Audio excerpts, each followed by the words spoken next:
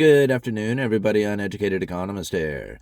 So I wanted to share this article with you guys talking about what I believe is going to be the next big credible threat coming to the economy. Now, those of you who have followed me on my channel for any length of time have heard me talk about credible threats. This is when the Federal Reserve uses their forward guidance, jawboning, signaling, basically their words in order to guide markets ahead of their actions. So when they went to go raise interest rates by 0.75 of a percentage point, they let everybody know well ahead of time, put mass media attention to it so that the markets could condition themselves for that big interest rate hike before it took place. They did not want to hit them with that shock and awe event.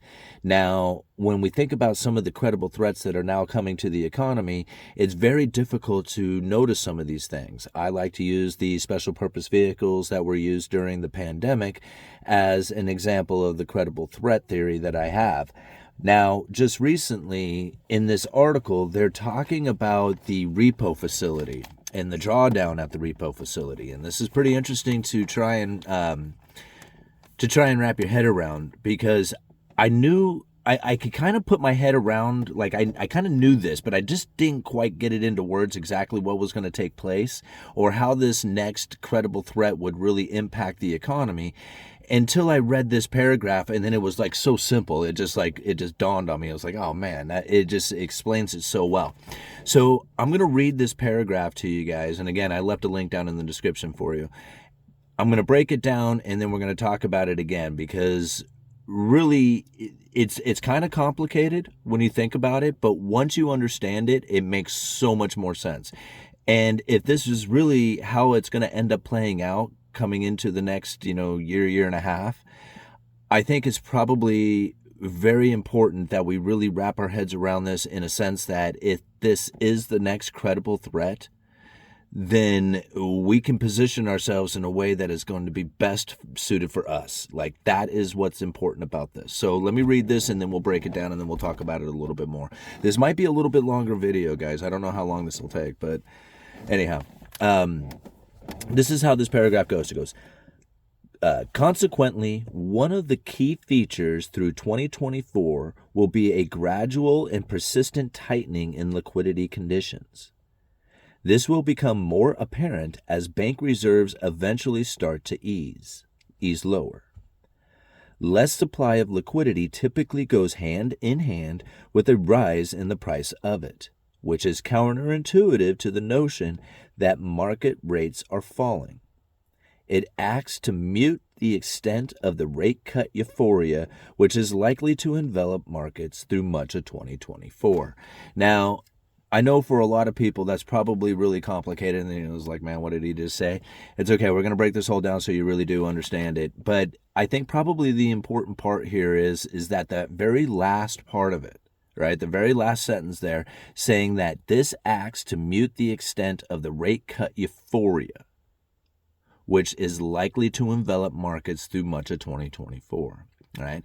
So basically what this is saying, that what the paragraph was saying previous to that sentence, is that there is going to be rate falling, but it's not going to actually lower the rates, even though the markets believe it's going to. So a lot of this is self-fulfilling prophecy. A lot of it is understanding how the banking system works. But ultimately, what it's going to come down to is that the banking system, the Federal Reserve, and how they are going to conduct themselves may not allow for rates to come down, even though everybody believes they're going to. Now, again, let's go and break this down just a little bit. Now, before I do, let's talk about how the Federal Reserve establishes interest rates. Now, this is going to be a little oversimplified, but I think it's probably enough that people would then understand how it is that this is going to work. Because the Federal Reserve, the way that they would establish the effective funds rate. Now, the Fed funds rate is just a target. It's like they wrote it on a wall and said, hey, this is what we're shooting for.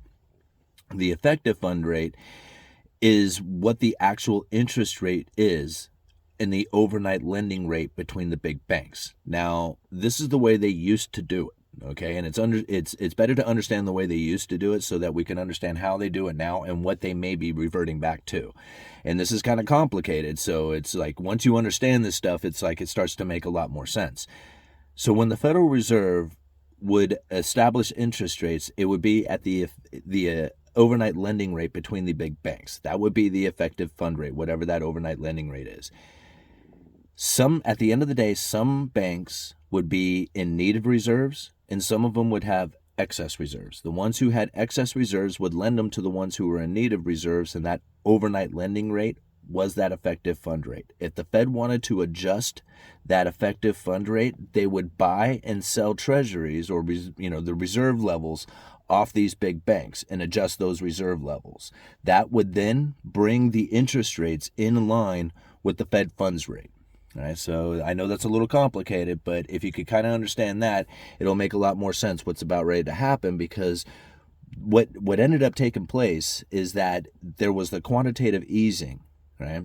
And they moved from what they were referring to as a limited reserve system. This is how, the banking system was operating, and moved in what they called an abundant reserve system.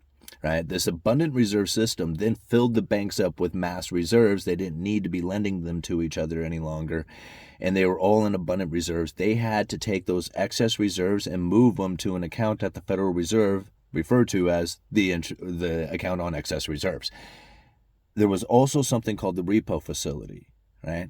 So excess reserves or liquidity could go to the Repo Facility, where they can get a little bit of interest rates. Between these two, they were able to channel the effective fund rate. So it moved from that overnight lending rate over to the Federal Reserve's interest on excess reserves in the Repo Facility, right? And there they were able to channel the effective funds rate. Now, this is important to understand, because if you think about it, right now, the Repo Facility is having a huge drawdown and liquidity is coming down. There's quantitative tightening taking place, not quantitative easing. When a lot of people say the Fed money printer go burr forever, no, that's not the case. Right now, they are pulling $95 billion every single month off the balance sheet.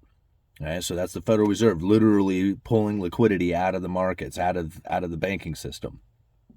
Okay, so right now they're sitting in a position, the Repo Facility still exists, but it may end up getting to a point where the liquidity has been completely drawn down out of the Repo Facility and then moves back over to the banking system on the overnight lending rate. Now, I'm not saying that's the case, and I'm not saying there's not going to be a bunch of hell to pay for that. That might be very painful, that whole situation. And again, I kind of oversimplified this in explaining it.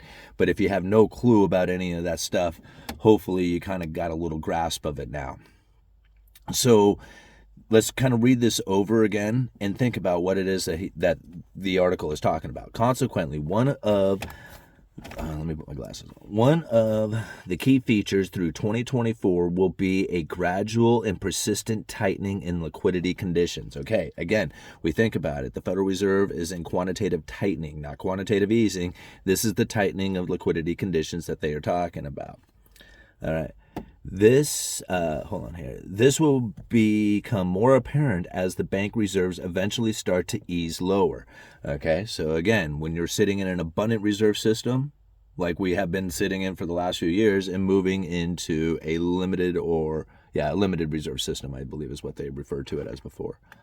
Right, so this is what very well could be taking place from that. Less supply of liquidity typically goes hand in hand with a rise in the price of it. So as liquidity starts to come down, as the Federal Reserve is pulling this money out of the system, right, generally less liquidity, less to go around, means that interest rates are going to start going up, right? The cost of money, right? That's essentially what they're saying. If there's less money going around, then the cost of it starts to move up. Let me read it again so it kind of makes sense. Less supply of liquidity typically goes hand in hand with the rise in the price of it, right? So again, less money, price of it that you have to pay to get it, it goes up, which is counterintuitive to the notion that market rates are falling. So everybody believes that going into the future, interest rates are going to come down, like the Fed has peaked out, that there's no more interest rates hikes coming, and that it's not a matter of if, but when the Fed starts to cut rates. Okay, so this is, again, when the liquidity starts to come down, the interest rates, the cost of money goes up, but this is at the same time that there's this idea that interest rates are going to come down. Again, I'll read it. It says, less supply of liquidity typically goes hand in hand with the rise in the price of it, which is counterintuitive to the notion that the market rates are falling.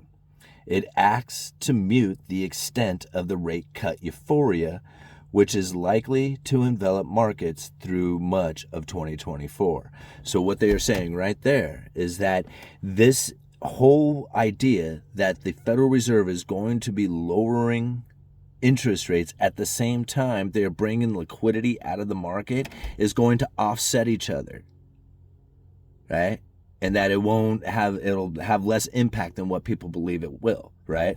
It acts to mute the extent of the rate cut euphoria, which is likely to envelop markets through much of 2024. So as people have this belief that it's going to, like, lowering rates is going to have this kind of major impact to the economy, at the same time, they're going to continue on with the quantitative tightening, which is going to have the exact opposite effect of that, which should basically just make it a moot point, right?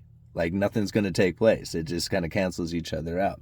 Now, whether or not that's what actually takes place, I found that to be a very interesting kind of little theory that I pulled out of that particular article, and I thought I would share it with you guys. Uneducated Economist, you let me know.